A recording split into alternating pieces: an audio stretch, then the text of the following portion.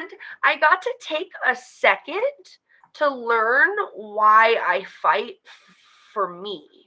It's easy when you're at home and you're at your own gym and you're around your husband and everything that you do is that. But when you take yourself away from that, like I really had to find out like why I even am here. Welcome to the LandLife podcast with your host, PJ Riley.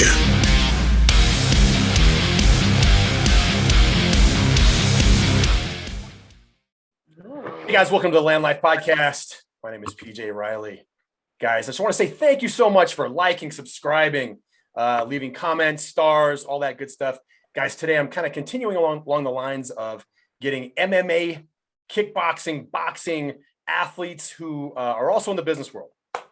We typically talk about business, but I've noticed that people in that world, in that martial arts, that combat martial arts world, have a knack for business as well. A lot of them are able to transition over to a successful business as well. So today we have Steve and Kathryn Paprocki. I'm going to get this. I got to read this off because they have so many things, so many accolades. I have to read them off to make sure I get it right so I don't screw this up. Steve is a Glory kickboxing veteran, former two-time professional MMA heavyweight champion. He also runs the DCO MMA gym.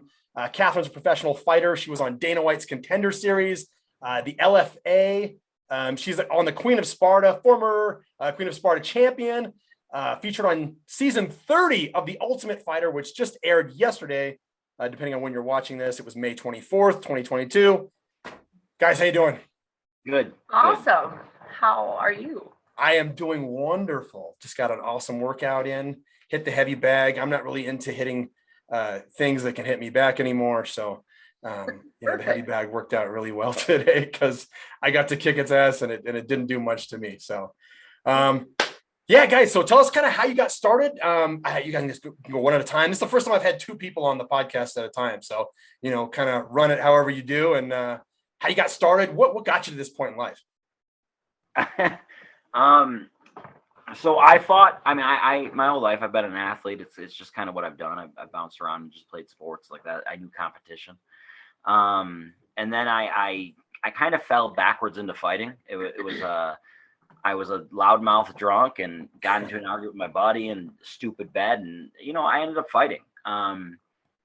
I don't know that I enjoyed it. I don't know that I didn't enjoy it, but I did enjoy the competition. And so it kept me around long enough. My wife, she was supportive as she knew how to be. Right. And, ended up just falling in love and it started paying. And I was like, man, I can pay my bills with this. Well, that's cool. Yeah. And so we did it. Like that was a lot of fun and it brought us some cool places, some cool trips. And then it was at some point, right. My wife at the time, I think she was my girlfriend.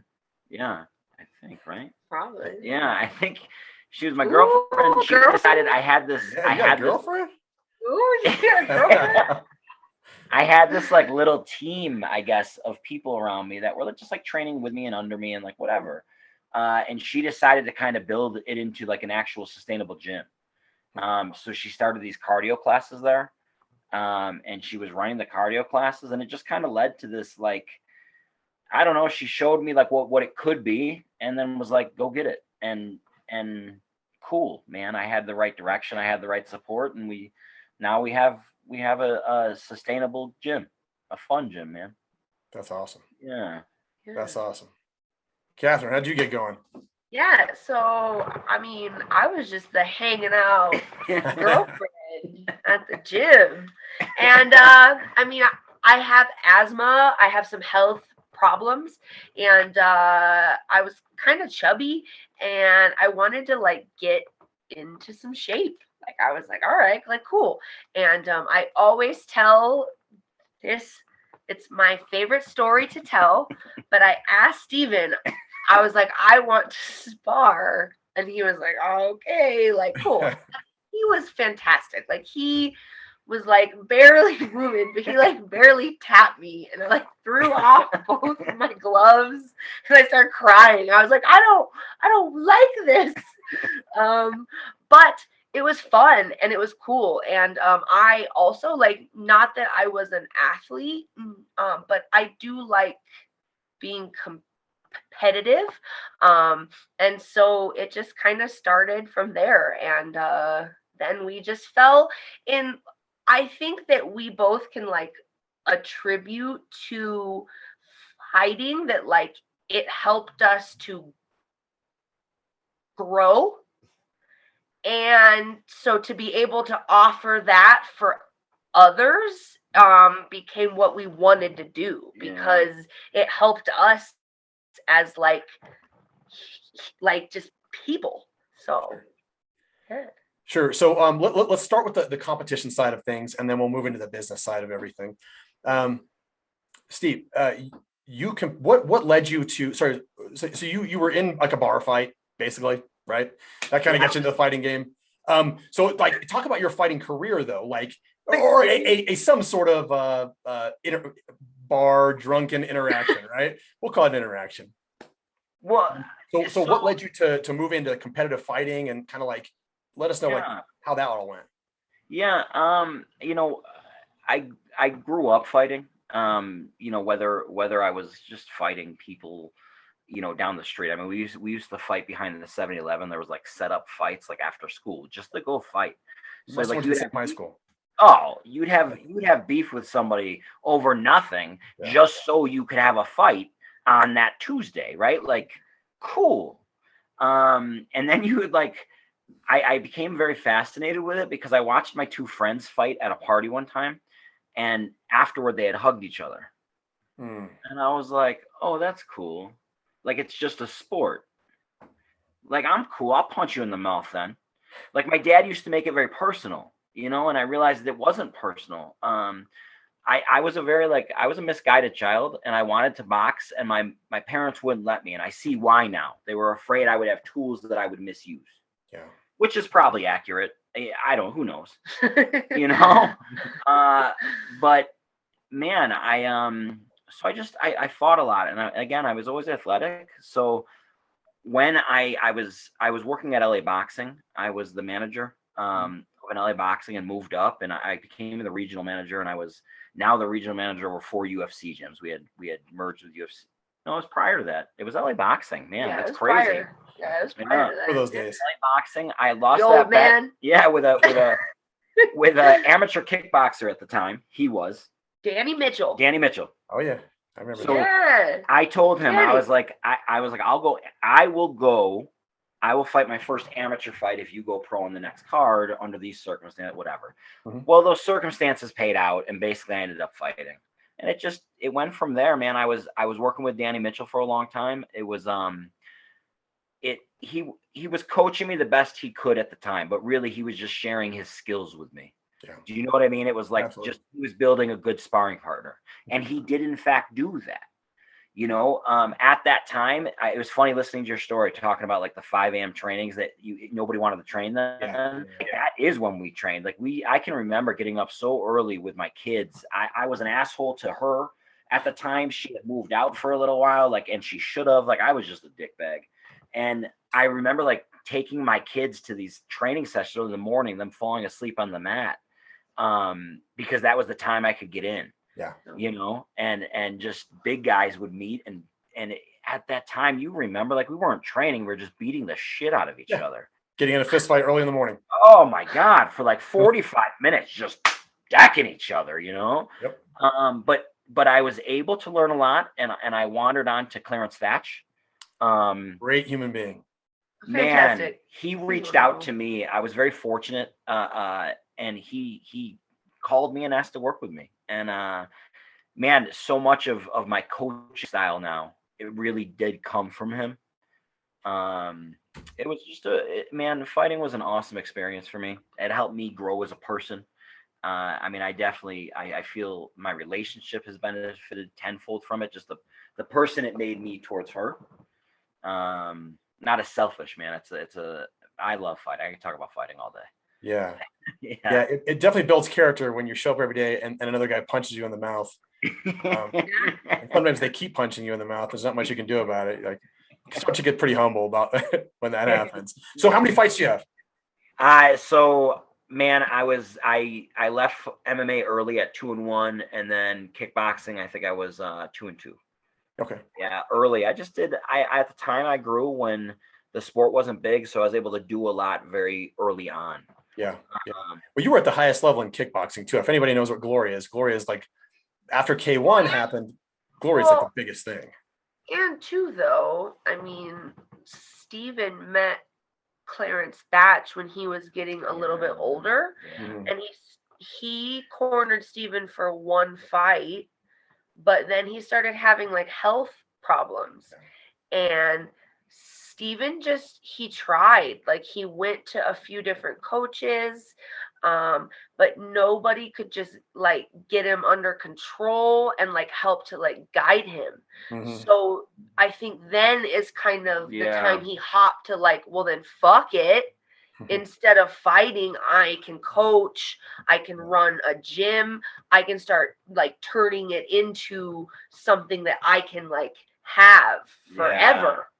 I lost my way without Clarence. I was immature, and he knew how to just guide me and hone me, and I think he's done that for quite a few people. And he did it for me like very well. And I just, with his, I still wasn't mature enough that when his health took a turn, he was in my life, but he wasn't able to do the same training. He wasn't able to corner me, and I just fell apart. I didn't work the same way. However, oddly enough, we learned that my wife struggles like that too. When I'm not in her corner, she just struggles. And I do think that some of that is because of the similar style I learned from Clarence. Yeah. There is an extreme benefit to that relationship, but there is also extreme negatives at times. Yeah, absolutely. Yeah, Clarence developed and produced so many great athletes. Yeah. I got a chance to work with him for a little bit, and that guy, he's just an absolutely amazing human being. Just you can tell he cares. He doesn't do anything for the money. There's no question about that. He does it because he absolutely cares about people. And there's not a lot of people. I mean, there are people out there like that, but you definitely know when you meet somebody like that, that he gives a shit about you. He really wants you to do well in whatever you're doing. It could be anything. He wants you to do well at it. So losing somebody like that as your main coach, it's got to be a huge hit. So you moved on, and now you're running the gym. So Kathryn, same question, like fighting career. How did all this get started? Man, so kind of following Steven's career, he wasn't quite done yet, but he was definitely trying out the like coaching role. And it was kind of perfect timing. Like I was starting to gain some confidence. I was starting to have some health. So I fought as an amateur. I fought a kickboxing fight. I took on this girl that he didn't tell me. I didn't know anything about her. I don't check out who I'm going after because I start to get all crazy in my head. But she was this extremely talented chick, and like I smashed her, and I had a fantastic time. And kind of the same thing, like I don't know if I enjoyed it yet, but man, when you win and people acknowledge you and you acknowledge yourself, that is a hell of a feeling, and it hooks you in. And so then I did an MMA fight, and then I did boxing, and then I was like, I'm kind of good, like okay.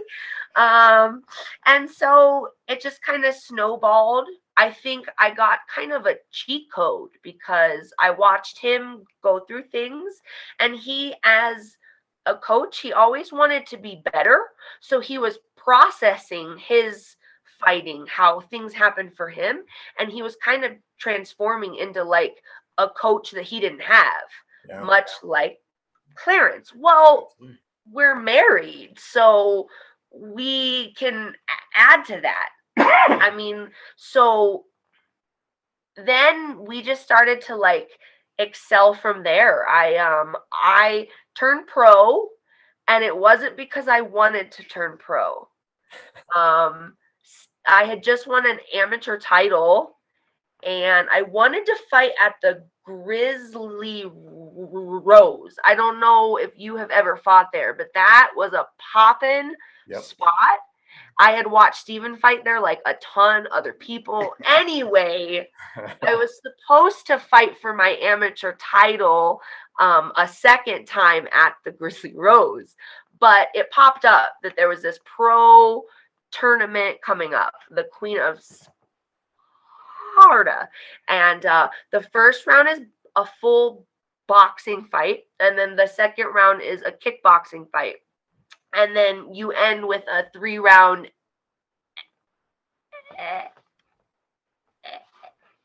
MMA fight. And he was like, I think you should do it. Mind you, there was a grand prize of 10,000. That's enticing. That makes you want to do something like that. And so we made up the choice that like that was what I was going to chase after. Mm-hmm. And it was just a cool camp. Like I got to do all kinds of cool shit. It was awesome. Yeah. That's a lot of fighting. 10 rounds. Queen of Sparta. Hey, I will say I take a lot of pride in the Queen of Sparta. She walked through it. She won every round with the exception of 2 judges had a round for somebody else and 1 judge had it for her. But other than that, she won no issue every round in all 3 fights. That's amazing. And that's what we trained for. I had said that going to it. I told people she's not going to lose a round. It's not going to happen. Like she's not going to lose a round. It was just we were clear on our training and what had happened. That's it. You know what I mean? The day we showed up, I already had confidence. When we weighed in, I knew it was over. I saw people. Like you get to see them live, right? I can see you are wearing the training you did or did not do. Yeah. Right? And I know the training we did. I know the training the coach of this girl did, right? Like you can see that. And so that day, like the tournament became very easy because she had done the work. Now it was a coaching issue. Easy. Yeah. Not a problem. Yeah. Not a problem. Yeah. If you're a good coach, which you obviously. I was very prepared. I was prepared. It had nothing to do with being good. I was prepared. Yeah. I was very prepared that day. Yeah. So, and then like every pro, when you enter into this pro fighting time, everybody's fucking good, right? And so you have ups, you have some downs, and like fighting has hooked me though. Like it's turned into everything to us, and so now I'm just kind of enjoying all of it. I don't know. Yeah. So Dana White's. Let's move into you were on Dana White's Fight Series, which is a mega deal, and then you're on the Ultimate Fighter season 30. Coolest thing, dude. It's unbelievable. So start with Dana White. I mean. I think you took that fight on what, 5 days notice, something like that? On 6 days, yes, okay. Yes, yeah. So I was supposed to fight Vanessa Demopoulos in August, and she got pulled up to fight JJ Aldridge 6 days before our scrap. Yeah. And then I was supposed to fight Hillary Rose. And we showed up to fight. We weighed in. She was 2 pounds over or something. And then the next day she couldn't. And so I was hurting. I was in this long extended camp. We had gone on a trip to see his family. And when we landed in the plane is when he got a call. And I was like, yeah, like cool. Absolutely. Obviously. I fought a monster. I would fight her again though. And I would beat her up. But I think a few things happened. Like I had only set my sights on being an LFA champion. That was what I was focusing on. And so, like, oddly enough, when this next thing happened, I like questioned who I was and like how I fought and if it was something that I could handle. And so I learned a lot from it because it was just a great experience. I've now fought in the UFC Apex now twice. It's just, I am getting better and better through every experience. Yeah. I think a lot of people want to know what's that like being on a TV show. So you're on a television show, you're away from your family now. Steve isn't there, right? Steve's gone. He's at home. He can't be there. I mean, I don't know if you're allowed to communicate via like chat or something like that, but he Not ain't at all. You gotta take everything that you've been taught now and live with these people, train with these people that you don't know, and then get in a fist fight on television at the end of a week that you don't even know when it's going to happen. How do you handle that? How do you mentally prepare for something like that? So I think I have a cheat again, although he's my coach. Part of being a fantastic coach is he was very upfront with me about everything. And so I knew what I was going into.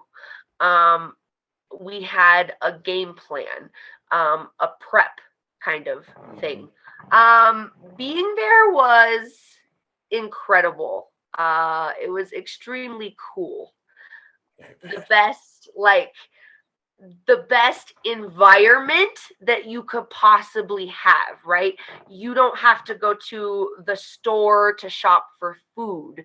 You don't drive yourself anywhere. You show up and you get trained. If you're injured, they take care of you. Like, it's incredible.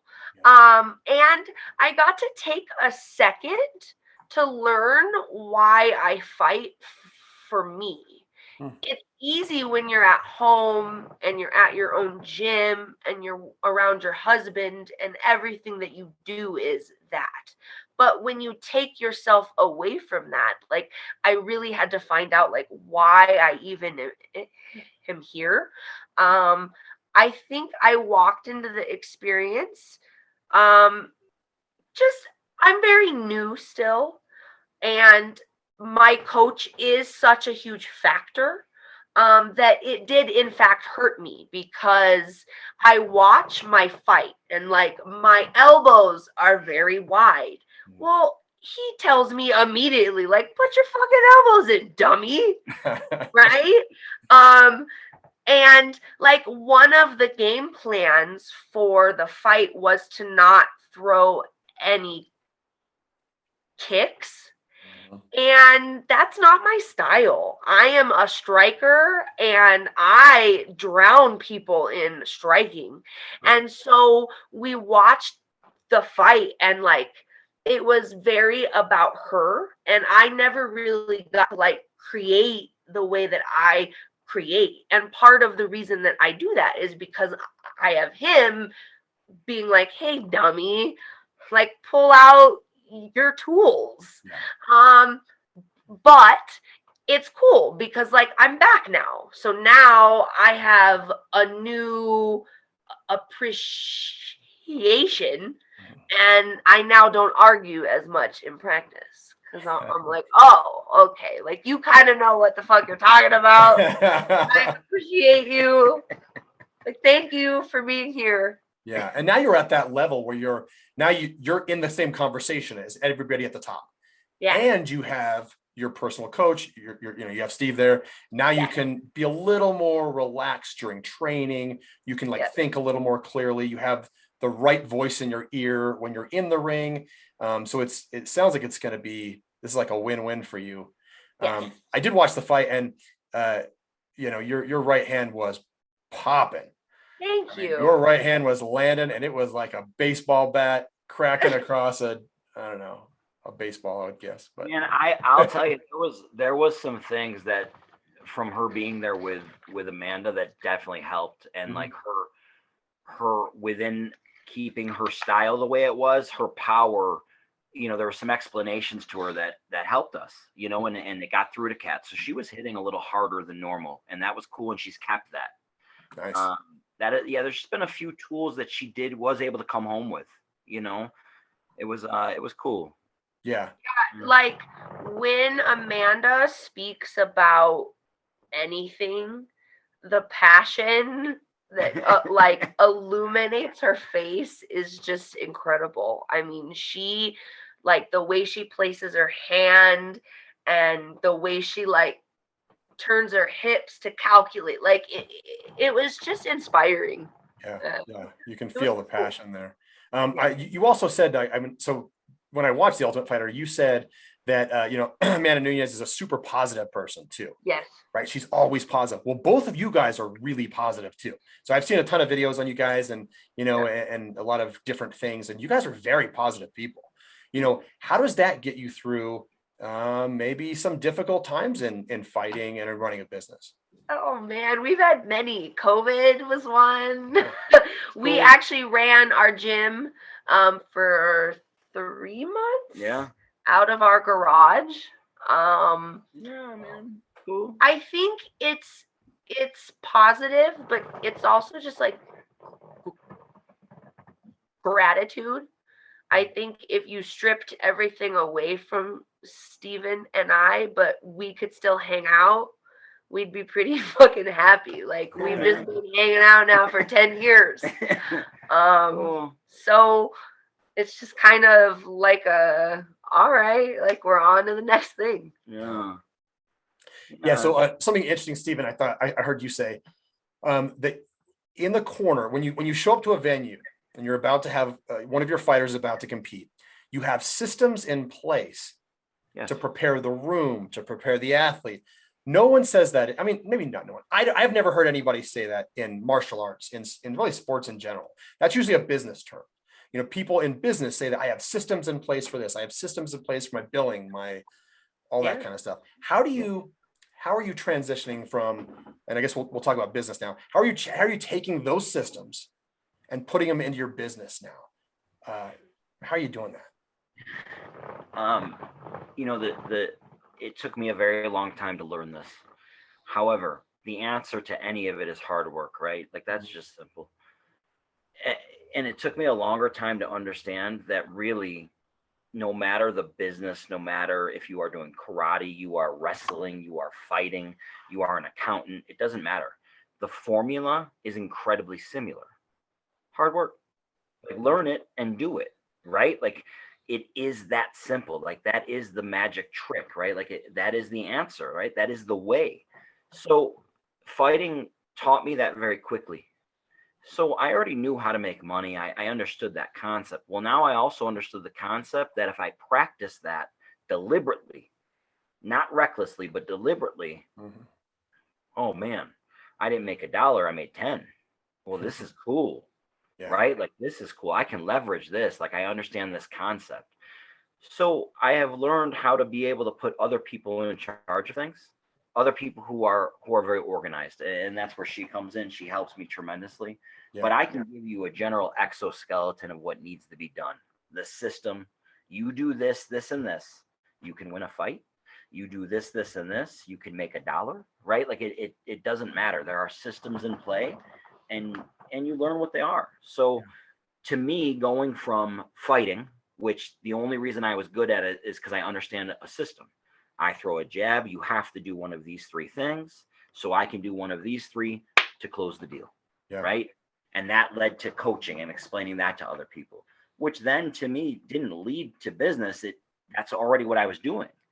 But instead of having to fundamentally teach it to people, now I get to do something a little more on my own until I figure it out. And now I can set up a system to teach people like I have done in other aspects of my life. So really, I'm just a very boring person that just repeats, right? I repeat the same crap in a new He's environment. Follow the rules. Follow the rules.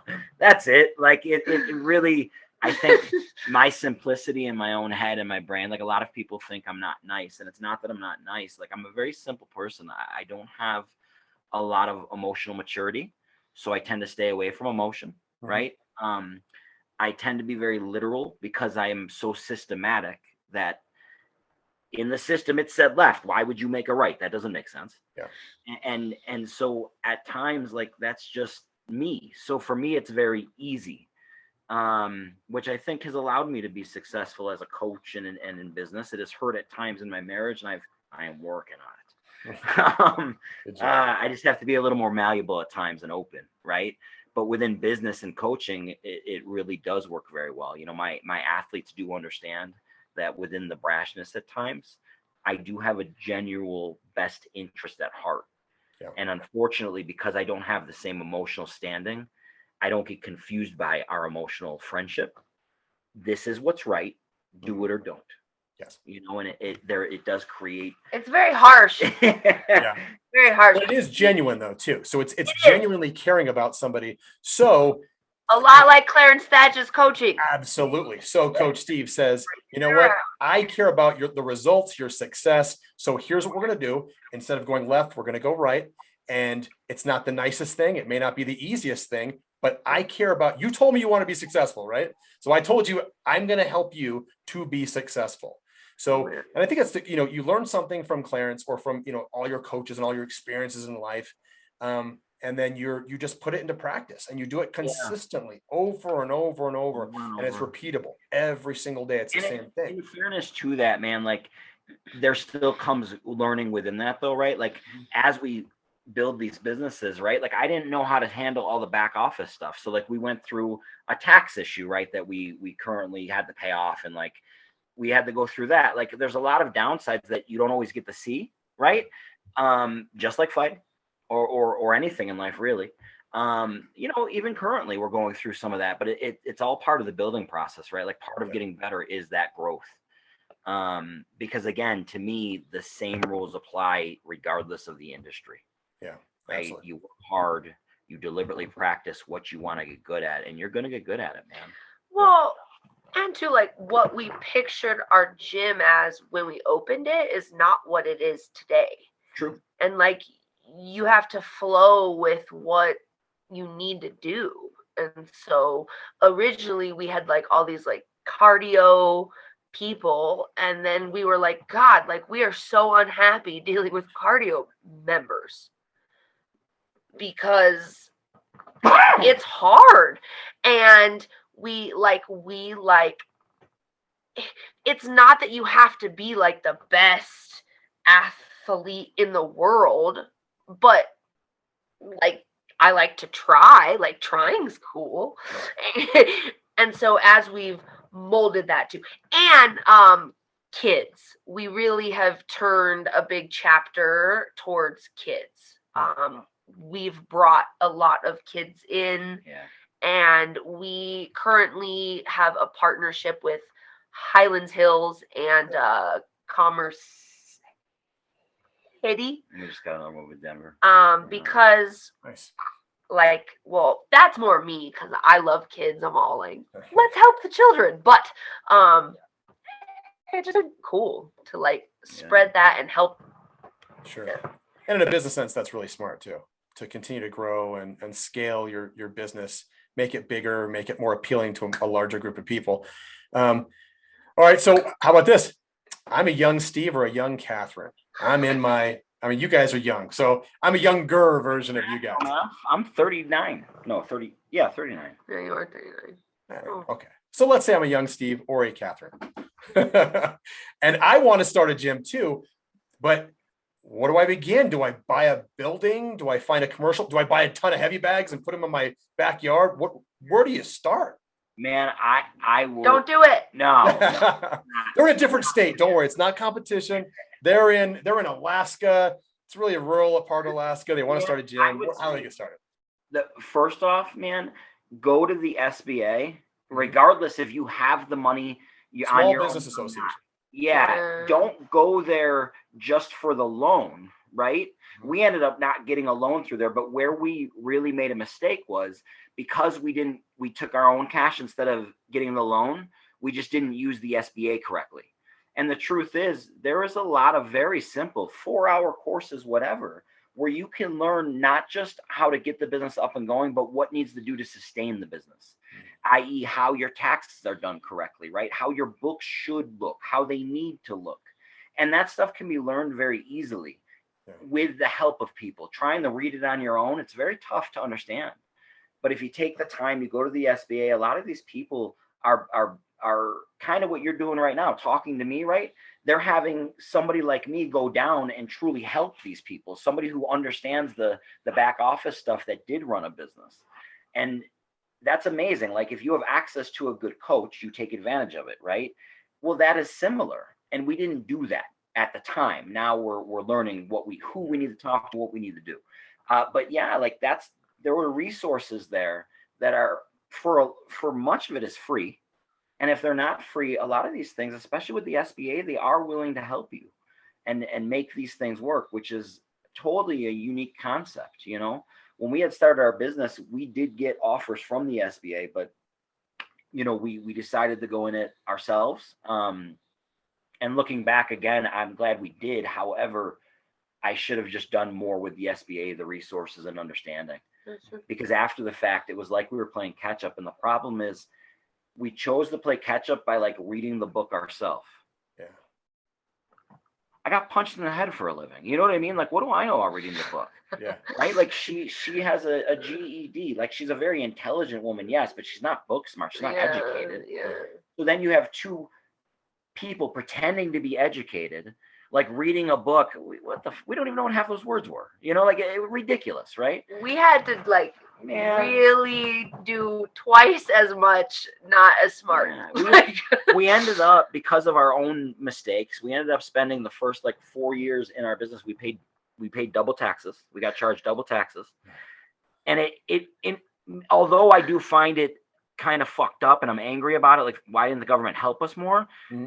I also am like, I see where we went wrong. Yeah. Like that sucks, but it also sucks that now you're enforcing this on us. You see the mistake and you're like, gotcha. Like, I don't like that.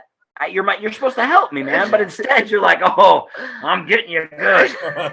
And that's cool, whatever. So we're dealing with that, right? Yeah. All trial and error. You're doing different things. You're doing the business. So sometimes you're going to run into issues that you didn't even know existed prior to this. Didn't even know existed. You didn't even know it existed. It wasn't even a thing a month ago. Yeah. Right. And the SBA could have prepared for that, right? And now, like, as we step off into these other business ventures, we're running the tournaments with CJJC.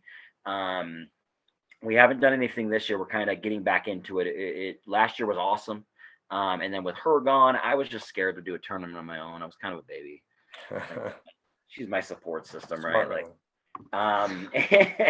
and then I also we own a hot dog cart with my brother, so I put it out like in the park. It runs some of the CJJC shows. It's awesome. Gives my fighters work, so they can actually work there, like they do with the CJJC. My fighters have work. We do have dorms for the gym, so we have 3 dorms. So guys can stay there at a cheap rate as long as they're hitting their practices and all that. And then oftentimes they work like part-time for us. So we have a manager at the gym that lives in one of the dorms. We have 2 other guys that are there, and one of them like runs the hot dog cart, stuff like that. Wow. So you guys have like branched off into multiple different businesses. Like you're not just sitting here just running the gym by itself. You're doing other stuff, kind of moving around the business world. The mentality of a fighter, a lot of fighters don't have and I said this the other day too, they don't have a second act. Yeah. Once you're done fighting, you're just done fighting. You know, a lot of people. You guys have managed to run a gym, a food truck. You have a series of jiu-jitsu tournaments. So what did you take from fighting that gave you the mentality to be able to run multiple businesses? Well, generically, man, but I do feel it's the answer. Tell me I can't do something. And it's not the typical answer of tell me I can't do something, I'm going to overcome it. No, tell me I can't do something and I'm going to punch you in the mouth until you say otherwise, right? And that's life, man. Like, I can make this work. We can figure out a way.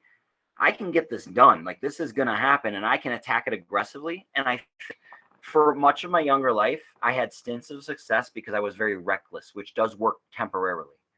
I think my wife was able, between fighting and my wife, she was able to keep me on a clear path of why, like, hey, it's okay to be aggressive, but you have to do it in a mature, proper manner if you are going to be that ballsy.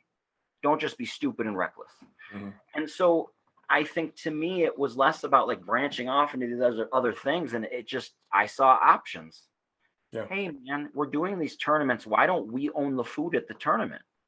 I don't like how expensive everything is. I don't. And I know it sounds cheesy. Like, I need to make my money. I'm not against that. I like making money. Yeah. However, I don't like how expensive everything is for everybody. That's not cool. So we started these tournaments that were cheaper. I still have to make money. So you are getting charged. And but hey, man, I want it to be less expensive. And even our food, we wanted to control a little bit down, because I'm so sick of people getting scared away from things because of finances. How many things could I have been better at when I was young if I didn't come from a unfortunate family, right? We just didn't have money. Yeah. And that sucks, man. Right. And I'm not into just helping and handouts. That's not my thing. Yeah. Like, my ideal people to help are people who are making over $40,000 a year. That is who I want to help. People who are putting in work and trying, and they just can't quite do it. Mm-hmm. Like, that is what our tournaments are about. Like, come and get some work in, do something cool, but we're all still making a living. Like, that's what's up. Yeah. And I'm sorry to get off on that. No, that's great. That, I think, is a big value for both of us. You know, that's cool, man. Like, we are all about living well and making money. I'm not against that whatsoever. Sure. But I don't have to stab people to get it done. Yeah. Yeah. I think that makes a lot of sense with the food court. So, like, almost every company is doing that nowadays. So where, let's say, like, I'll use it like Disney for an example. There's no more outside transportation really to Disney. They have their own transportation. You're not going to go into a McDonald's at Disney World, right? They have their own food. They provide everything in-house. They've eliminated everything else. There's no other options. They're going to buy everything from Disney. So that's super intelligent. To take, you have a jiu-jitsu tournament. Why not sell food there too? Why not be the person who sells all the extra merchandise and who runs everything? That's a very smart way of running businesses just in general. But I mean, you guys have definitely mastered it. So kind of talk a little bit about those tournaments. Like, what do those things look like? I mean, can anybody join, or how does that look? They're awesome. They're so fun. They're kids. We do up to blue belts, and we now do a purple absolute. Yes. But it's for like people that are like brand new and they don't know if they even enjoy it yet. And many people, it's like their first tournament ever, which is my favorite because it's like nerve-wracking and they like don't know. And I'm like, go out there, like have some fun. We usually get a pretty big group. What I have noticed though that is cool is our gold matches are usually the gold matches elsewhere. Yeah. Okay. So yeah, although we don't, like Fight to Win's gonna get 1,200, 800, 1,800 people. It's crazy, right? And it's awesome. We don't get that many. Like I think our last tournament we did like 450, 500, which was awesome, but it's definitely a smaller tournament. Yeah. But we're getting, it's cool because the finals matches are still, it's the same people or similar people, right? Like in many of we went to a Fight to Win like a month after ours, and in the same tournament that she faced in ours, that's who she was against in the gold medal matches at Fight to Win. And like you notice that across the board, so that's been really cool. Yeah, man, and again, it's just cheaper. We do it. I think we're at like 35. Yeah, 35. I think if you buy two, like with time, it's like $50. So 25 a piece. Yeah, it's cheap. Wow. Yeah, that's awesome. That's awesome. It's fun. Like, just come compete. Yeah. Like, who cares if you win or you lose? Like, you're gaining experiences, and like it's gonna make you better. And so I don't agree with paying $75 per thing because I don't have $75 to. Yeah. I don't have that. Yeah, and a lot of young people don't have that either. I mean, especially nowadays. And it's cool too because they're new, they're getting to compete. But if they look over at the gold medal rounds and the high level competition, they're still seeing a very high level of jiu-jitsu. To they could be like, wow, I bet I could do that one day, and then they can have something to strive towards, and something that they can achieve too. Kind of along the same lines. I want to shift gears just a little bit, but you guys are parents, and I don't want to take up too much of your day because I know you got to run a full facility here. So you guys are parents. How do you fit in all this stuff? I mean, you got gym, you have a food truck, you have a jiu-jitsu tournament. You guys are both athletes. You're fighting on television. How are you fitting all this stuff into one day? Do you sleep? That ain't nothing, man. And we have lazy time. It is what you make it, right? Like to us, that is it. Like I can make it the big task and it sucks, right? Or I can just have fun within it. And in fairness, I also say that though, because she does most of the work with the kids. It's easier for me to say. It's almost summer. I don't have to drive them to school. Yep. I think we're really good with our time though too. Like we do a lot of things together. I think that when most people see the amount of time we spend, they would like I wouldn't want to spend that much time with my partner. And we've had to iron it out because there have been days where it's hard having your coach be your husband and your co-partner for your gym and your help in the hot dog cart, right? So it's been an ironing out. But like when we drive the kids to school, that's our time to talk about whatever we need to do with the classes or whatever we need to do with XYZ. Our Saturdays, like we love just hanging out at home. So like we allow ourselves to just have that like nice, cool time. We travel. Our travel time is when we're heading up to like Scotts Bluff because we have to go corner somewhere. And so we take like our kids and our dogs and we go hang out at like a park and we just have fun. So it's being able to like pack in stuff, but we're just enjoying it. Yeah, I think plus we are very simple people. Very simple. And that simplicity allows us to be just very happy within ourselves. Yeah. Which does then make it easier to not have to do things as distraction, right? Like we play cards. We don't even watch a lot of TV. Like we just play cards. We talk shit to each other, right? And like, and my kids are part of that, right? Like that's just cool. And they hang out. And even though we don't watch TV, you should watch The Ultimate Fighter. Hey, Alex, 30. I will tell you something that was kind of it was very interesting when we found out she was going to be on The Ultimate Fighter. We were talking about it, trying to make plans again, systems in place. So we were setting up ahead of time. How does this work? What does it look like in the vagueness of what we knew?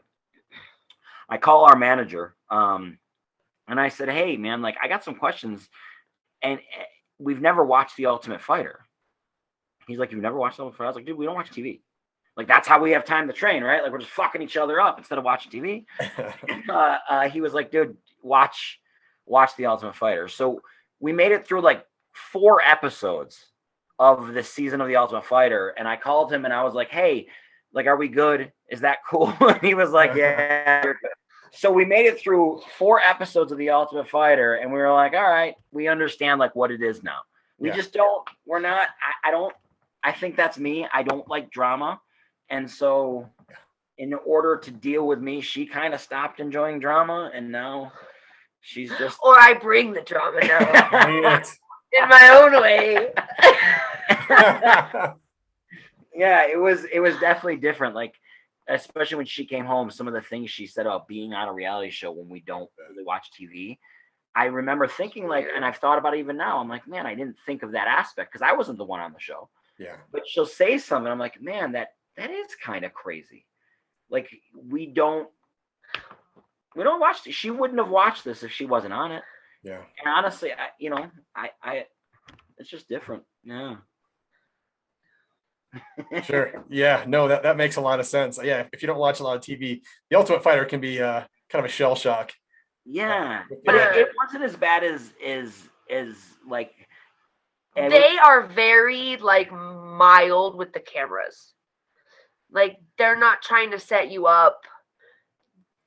There is no on like prompting what to say. Mm-hmm. They're very like pretty in the background almost all the time.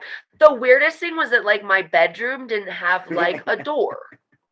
And like you probably wouldn't have thought that, but like it was bright all the time because they had to keep everything on. It's like prison, baby. And you don't have like a door. And so everyone was like I can't sleep. But like it was cool. It was extremely cool. Yeah. It's like, what an experience, man, right? Cool. Like what a cool experience. Yeah. So I want to finish off with a question. My wife asked a question I thought was really interesting. And it's a little deeper, I guess. You guys are parents. How do you, what advice do you give for parents trying to raise champion kids? Now, it doesn't have to be a belt wearing MMA champion. I mean, just in general, great. Yeah. How many kids do you have? 3. Yeah. Oh man, that's a God bless your wife. That's a setup question, you son of a bitch.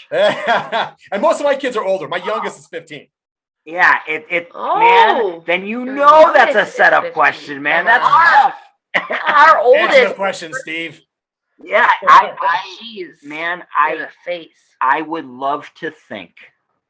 Right, you know more than I. You've made it further in this journey so far. I would like to think that it is the same systems that make you successful in life, right? Let's be honest. Let's work hard, right? And when I say be honest, I genuinely mean not just honest with others, but be honest with yourself. Like that's what's up, right? If you can be self-aware because it's proper and unemotional about it, cool, man. Practice, breathe, endlessly breathe. If I can breathe my way through it, then it ain't a problem, right? Regardless of what it is. If I can breathe my way through it. I mean, women pump babies out of themselves if they can breathe their way through it, right? Like, that's cool, man. That you can accomplish so much if you breathe your way through it. And shut the fuck up, right? So if you apply those rules to the kids, in theory, in my opinion, and my kids are pretty good. I mean, they win shit, which that for me is a big deal, right? I like winning. I think that I'm building good kids. I like to think so. I don't know. What's your opinion as your youngest is 15? Yeah. As I stay out of the way. At this point, I stay out of the way. My youngest daughter walks up to me and we start wrestling immediately. It's a lockup. It's a body punch. It's a kick to the legs. There's no messing around. She comes at me right away. So I avoid conflict. I don't want to get beat up in my own house by a child. Do they call you old man? Every single day. Yes. My daughters challenge me now. They're like, old man, you might beat me up now, but you're going to lose it. Yeah, every day I get called old. You're old. You don't, I'm like, I don't feel old, but I guess compared to them, I am. Yeah. My wife calls me old man. My wife calls me old man. So does mine. You're never going to get away from it. Just accept it. Keep feeling young. Don't let them get you down. All right, guys. Anything else you guys want to say before we wrap up? No, man. This was awesome, man. Yeah. I really appreciate your time. Thank you. I had a great time, guys. I think a lot of people are going to watch this too and get a lot out of it because, I mean, I've never spoken with somebody on The Ultimate Fighter. I know a lot of people haven't. Running a business, running multiple businesses at the same time as bouncing around fighting and just so many different aspects of life. So it's super interesting. I think a lot of people will get a lot out of this too. So let me get a plug real quick, actually. Yes, let me do a plug. Oh yeah, we got to ask, where can people get hold of you? Absolutely. Yes. Please look at on Instagram or look for DCO MMA and Fitness. That's our gym. On Instagram, I am Daddy Coach, and she is Kathryn Paprocki. Kat Paprocki. Kat Paprocki. Sorry, that's true. Yeah, I'll look you guys up and put everything down and below in the notes.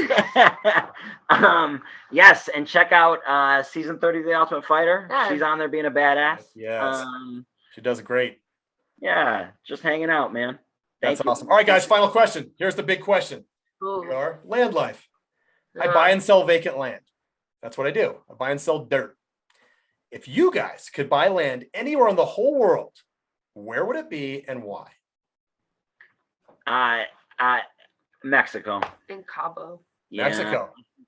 We want to, in about 8 years, we want to move to New York where my brother is, and we're going to spend about 8 years there, 8-10 years there, seeing his kids grow up a little bit.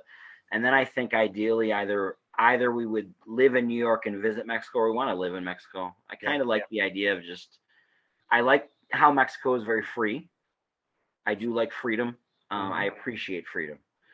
But that freedom does come at an expense, right? And the expense of freedom not only is financial expense, but a lot of times it is being not around a lot of cool stuff. However, again, we're very simple people. So the coolest thing I could be around is my wife.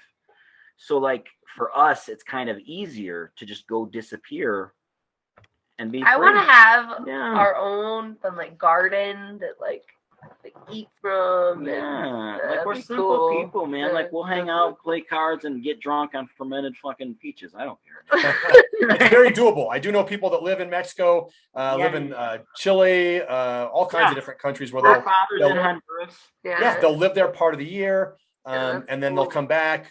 Kind of a back and forth type deal. So I think that's kind of our ideal: is land in Mexico and having a home in this bumpkin town in New York where my brother is, Yeah, that's a great idea. Yeah, especially with the warmth, because New York's pretty cold. So you're going to want a place to warm up. So let me ask you a question before you finish real quick. How did you go from the World Combat League to selling property? Yeah, it's a pretty long story, but I'll give you the Cliffs Notes version. I decided to, I was looking at investing in something. I'd done a ton of different entrepreneurial endeavors. Had a couple bucks. I went on YouTube, saw a guy selling land.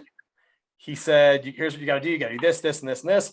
I got about a third of the way through the video, and went on Zillow, found a guy selling land. I learned enough through the video that the guy said, "You lowball these guys. You never paid for retail." So I was like, "Cool." Okay. I went on this. I'm like, "Hey, so I'll give you half." I bought these little 2 lots in Pueblo down south. All right, I'll give you half. And he's like, "All right." And I was like, "Now what do we do?" I was like, "I better finish the rest of that video." So I get in and I start watching. I watch the rest of the video. He does the deed. He writes up the deed for us, sends it in.